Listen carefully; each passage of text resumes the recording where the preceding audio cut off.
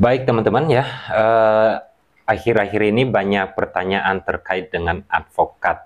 Ada beberapa yang menanyakan ke saya terkait dengan bagaimana menjadi advokat, yang bagaimana ketentuannya, kemudian bagaimana kalau sudah dilakukan pencabutan atau sudah dipecat menjadi advokat, kemudian apakah BAS atau berita acara sumpah advokat itu bisa dicabut atau tidak.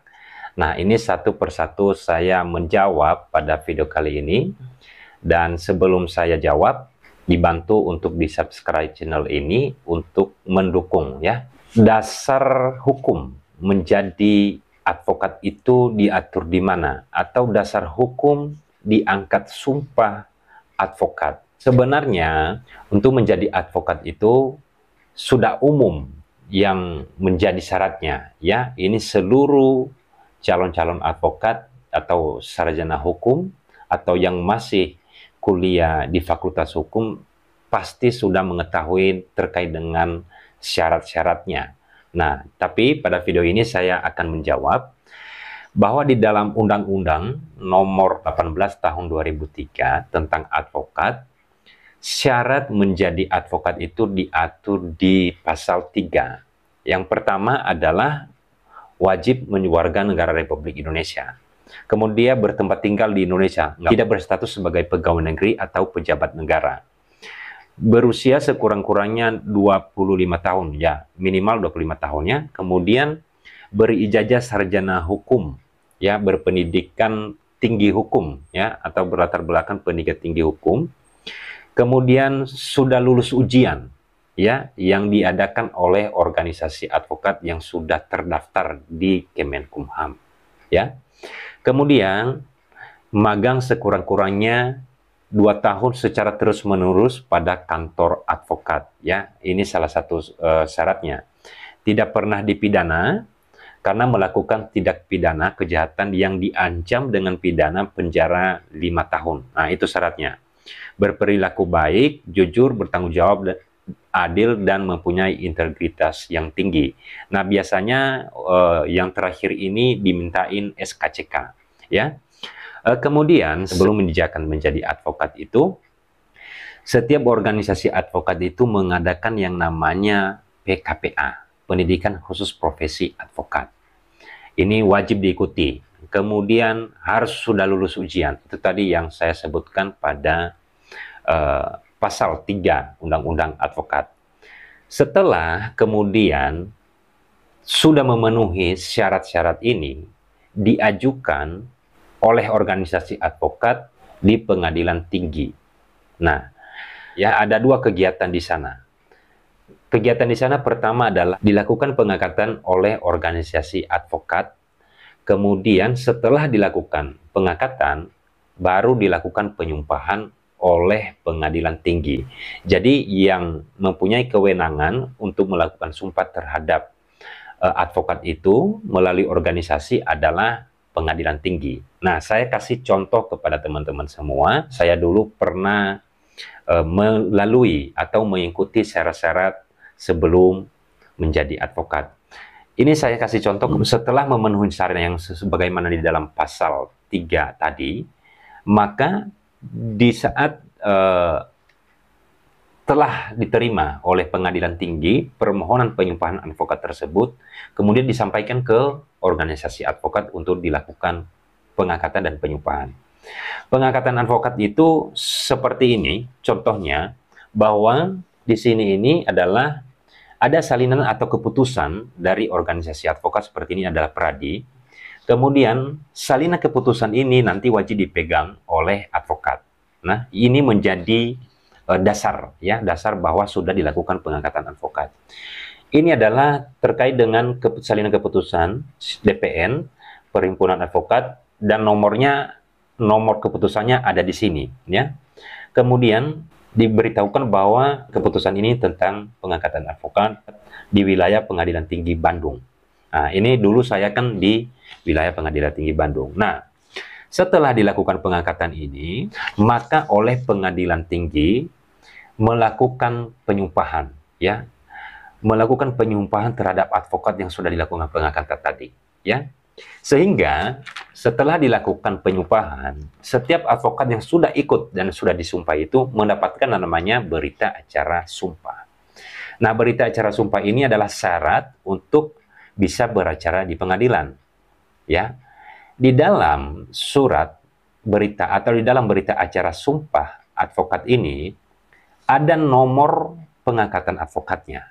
Nah, seperti ini tadi saya kasih contoh adalah surat keputusan dari DPN Pradi adalah keputusan 080019 garing ADV garing Pradi garing DPN garing 8 Romawi garing 2020. Maka di dalam BAS ini juga dicantumkan ya bahwa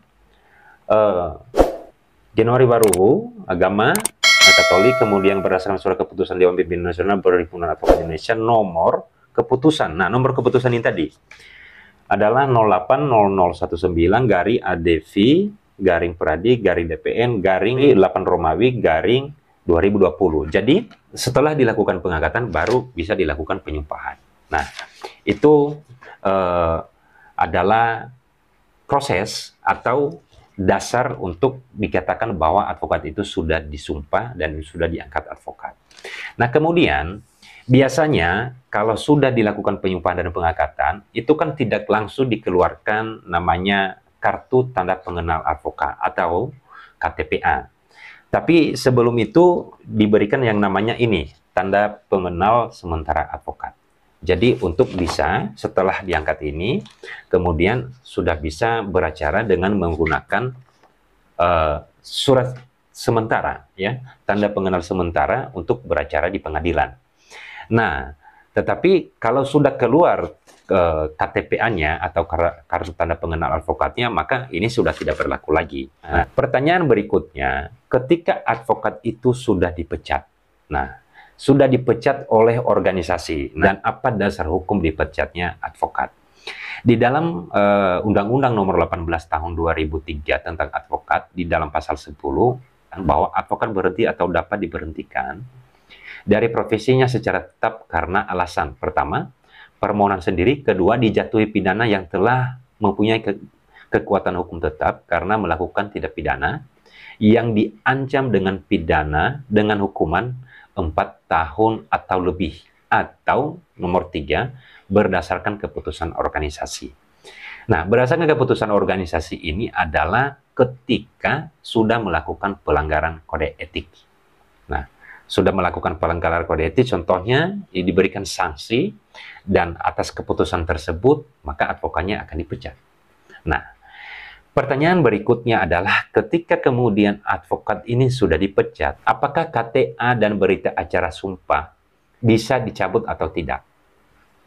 Nah, jawabannya adalah ketika dipecat oleh organisasi advokat, karena alasan yang tadi ada 2 poin tadi atau berdasarkan keputusan organisasi advokat melanggar kode etik, maka KTPA atau KTA advokat tersebut setelah dipecat tidak berlaku lagi, sehingga bisa dicabut. Nah, kemudian seperti yang saya sampaikan sebelumnya, bahwa ada kan keputusan pengangkatan advokatnya. Nah, maka dengan sudah dipecat, maka keputusan ini dicabut.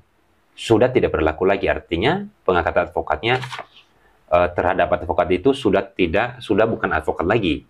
Nah, itu yang pertama. Yang menjadi pertanyaan yang banyak ini adalah berita acara sumpah. Nah, sehingga kemudian menjadi pertanyaan yang banyak ya kepada banyak sekali yang mempertanyakan seperti ini. Selalu diminta nih, kenapa kemudian Mahkamah Agung tidak meminta Pengadilan Tinggi untuk melakukan pencabutan berita acara sumpah? Sebenarnya simpel ya jawabannya. Jawabannya adalah berita acara sumpah advokat ini adalah dia berdasarkan keputusan pengangkatan advokat dari organisasi advokat.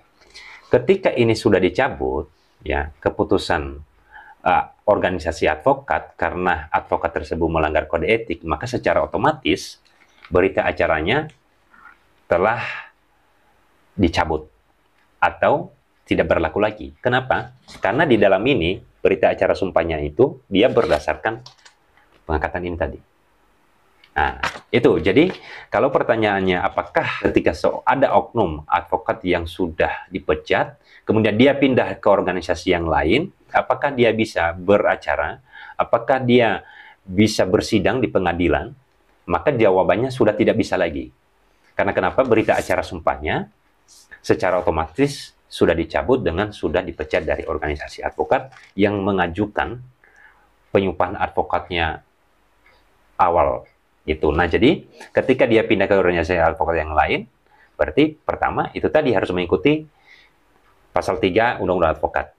Kemudian dia harus memenuhi syarat-syaratnya, dia harus diangkat kembali, kemudian dilakukan sumpah kembali. Itu baru bisa beracara kembali di persidangan atau di pengadilan.